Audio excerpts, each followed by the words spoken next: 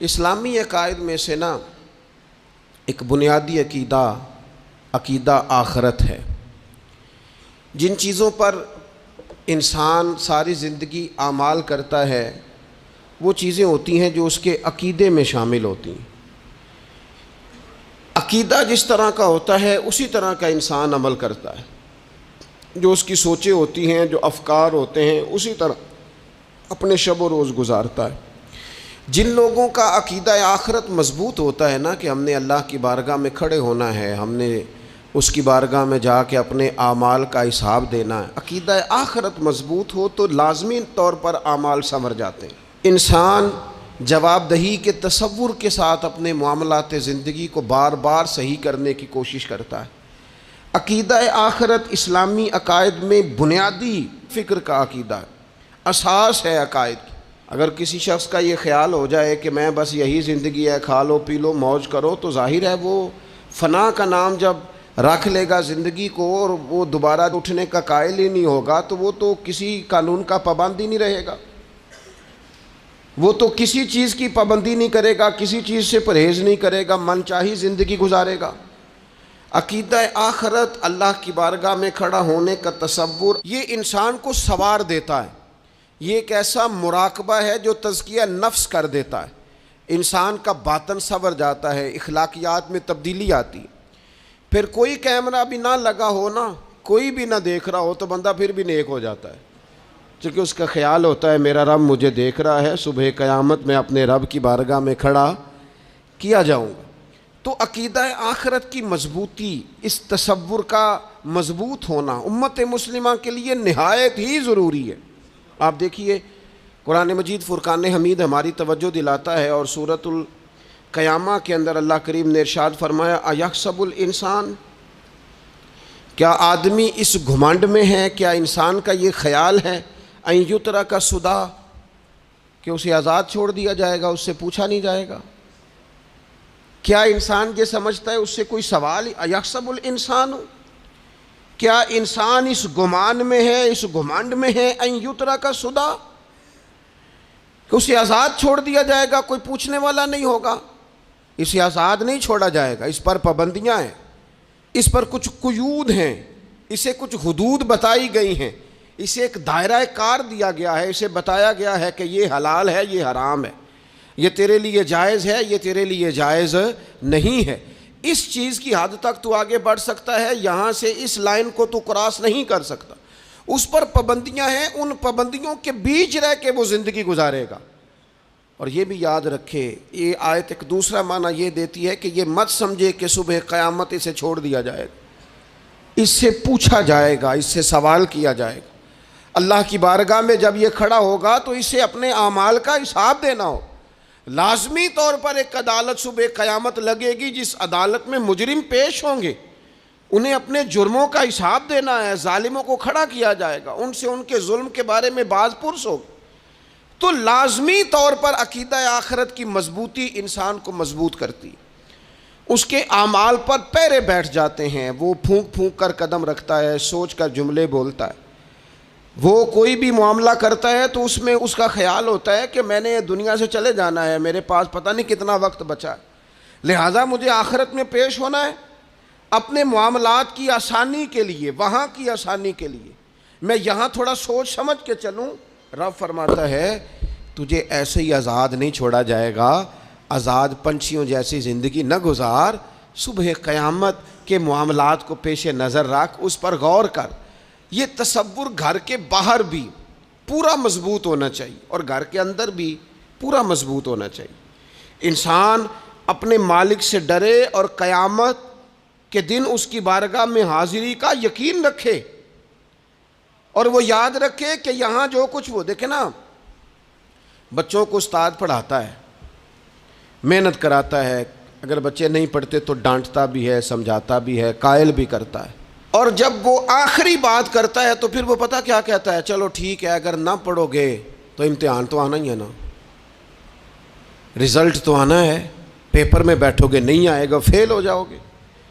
یہ لاسٹ پر یہ بات ضرور ہوتی ہے، اور یہ امتحان دینے کا تصور اور امتحانی سینٹر میں جانے کا خیال طالب علم کو مجبور کرتا ہے کہ میں اسباق تیار کروں، میں بار بار اس پر غور کروں، میں کتاب کو سمجھوں، میں اس کو حل کروں چیزوں کو، تاکہ جب میں مرکز میں جاؤں پرچہ دینے کے لیے امتحانی سینٹر میں تو پھر مجھے پریشانی کوئی نہ ہو۔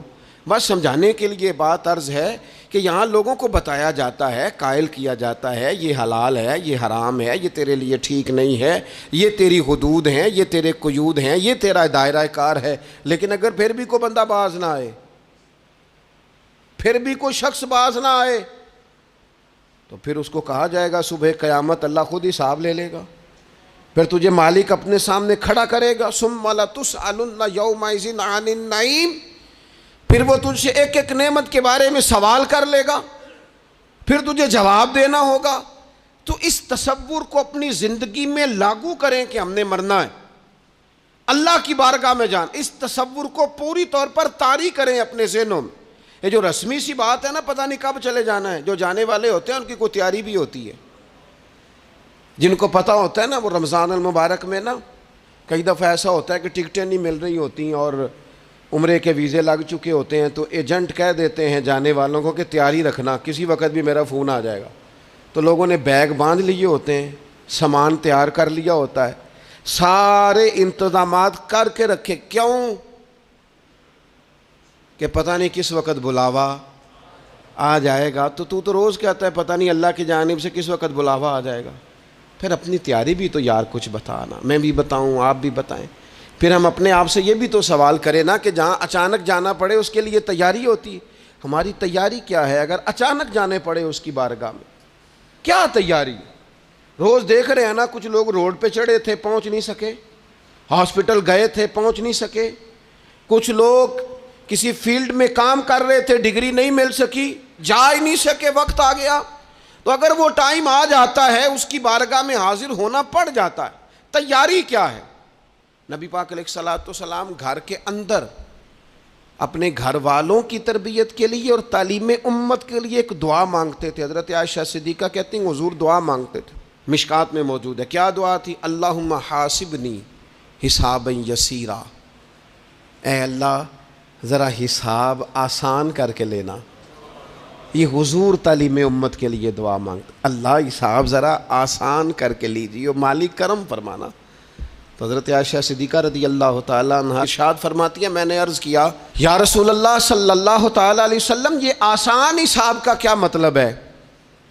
تو حضور فرمانے لگے عائشہ آسان حساب کا مطلب یہ ہے کہ رب کریم بندے کے نامہ اعمال پر نظر ڈالے گا اور پھر اللہ تبارک و تعالیٰ اس سے درگزر فرما دے گا۔ یہ آسان حساب ہے، پتہ مالک کو ہے اس نے کیا کیا ہے، پر کریم ہے نا۔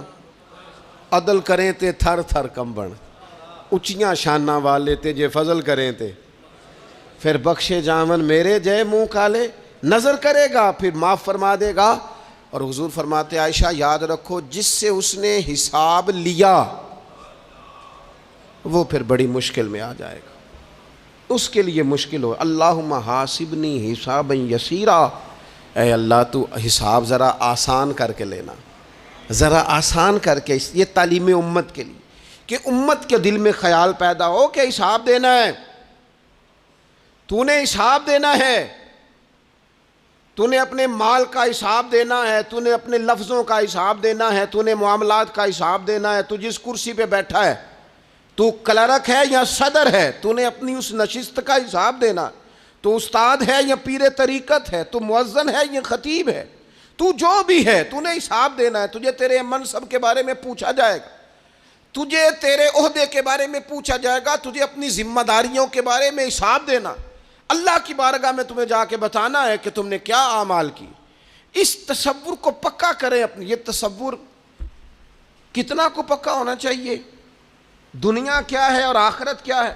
ہمارے ہاں لوگوں نے بہت بڑا لمبا چوڑا دنیا کا تصور بنا لیا، کار جہاں دراز ہے، لمبا تصور، دنیا داری کے لیے لمبی منصوبہ بندی، دور دور تک میں نے یہ کرنا ہے، پھر میں نے یہ کرنا ہے، پھر اس کے بعد انشاءاللہ یہ کر دینا۔ یہ تو آپ نے 300 سال کی پلاننگ بتا دی ہے، یہ تو 300 سال کی پلاننگ بتائی۔ کیا بتائیں تجھے اے باپ، کیا کار ہائے نمایاں کر گئے BA کیا, نوکر ہوئے, پینشن ملی, پھر مر گئے.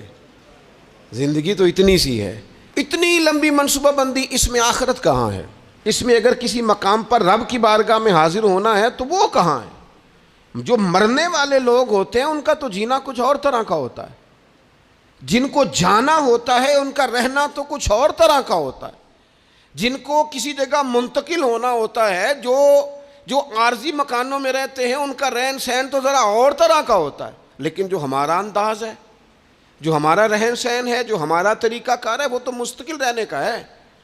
وہ تو لگتا ہے کہ کبھی چھوڑنے والے نہیں ہیں. اس میں تو کوئی ایسی چیز نظر نہیں آتی کہ جس میں ہم محسوس کریں کہ ہم نے چھوڑ کے جانا ہے. لیکن نبی پاک علیہ السلام نے جس دنیا کو ہم بہت بڑی دنیا سمجھتے ہیں, حضور نے اس کی مثال کیا دی؟ صحیح مسلم کی حدیث ہے. دیکھیں کتنا کھول کر اور کتنا آسان کر کے رسول پاک ہمیں بات سمجھاتے ہیں. دنیا کیا ہے, آخرت کیا ہے, یہ والی زندگی کیا ہے, آخرت کی زندگی کیا, بالکل کھول کر واضح کر کے نبی پاک علیہ الصلوۃ والسلام فرمانے لگے دنیا اور آخرت کی مثال اس طرح ہے جس طرح دریا بہہ رہا ہو اور کوئی آدمی اس میں انگلی ڈبوئے, جتنا پانی اس کی انگلی کو لگ گیا یہ دنیا ہے, اور جو باقی ٹھاٹھے مارتا دریا پیچھے ہے, سمندر پیچھے ہے, وہ سارا آخرت ہے. یہ اتنی سی دنیا ہے, یہ صحیح مسلم میں موجود ہے. اتنی سی دنیا کے لیے اتنے پاپڑ بیلنا, اتنی سی دنیا کے لیے اتنے ظلم کرنا, اتنی سی دنیا کے لیے اتنے حق ضائع کرنا, اتنی سی دنیا کے لیے اتنے لوگوں کے دل توڑنا, اتنے حقوق پہ ڈھاکہ ڈالنا, اتنا جبر کرنا, لوگوں کا مال کھانا, لوگوں کو تکلیف دینا, عزتیں اچھالنا, اتنی سی دنیا کے لیے. حضور فرمانے لگے اتنی سی ہے یہ دنیا, جتنا انگلی کو پانی لگ گیا ہے وہ جنت, جو نری جنت نہیں, خدا کا فضل ہے, جو اللہ کی عطا ہے اپنے بندوں کے لیے. میرے کریم فرمانے لگے اس جنت میں وہ نعمتیں ہیں نہ کسی آنکھ نے دیکھی, نہ کسی کان نے سنی, نہ تمہارے دل پر کبھی خیال ہی گزرا ہوگا کہ ہمارا رب ہمیں یہ عطا فرمانے والا ہے. تھوڑا سا نا 24 گھنٹوں میں کچھ ٹائم اپنی آخرت کے لیے, اپنے سارے معاملات کو مرتب کرتے ہوئے کچھ زندگی کے کام اپنی آخرت کے لیے. آپ یقین کریں بچوں سے لے کر بڑوں تک, ان پڑھ سے لے کر پڑھے لکھے تک, ہم نے جس کو اپنے مزاج کے مطابق کم فہم سمجھا اس سے لے کر دانشور تک دوڑ لگ گئی دنیا جمع کرنے کی.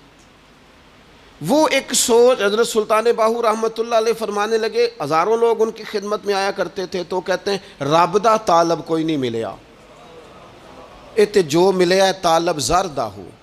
یہ تو دعا کرانے آئے ہیں کہ میرا کاروبار نہیں چلتا, یہ تو دعا کرانے آئے ہیں کہ جناب وہ میرا جو ہے وہ فلانا کیس سلجھ گیا. رابدہ طالب کوئی نہ ملے.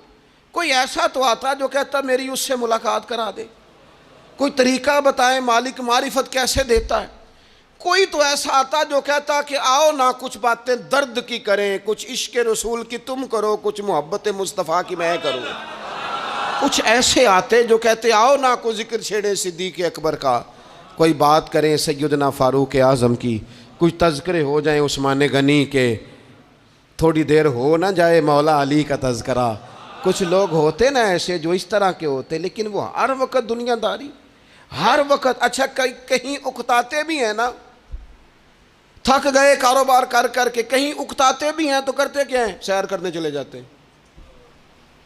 میں جی بور ہو گیا ہوں کام کرتے کرتے, چلو میں اب ٹھنڈے علاقے میں چلتا ہوں.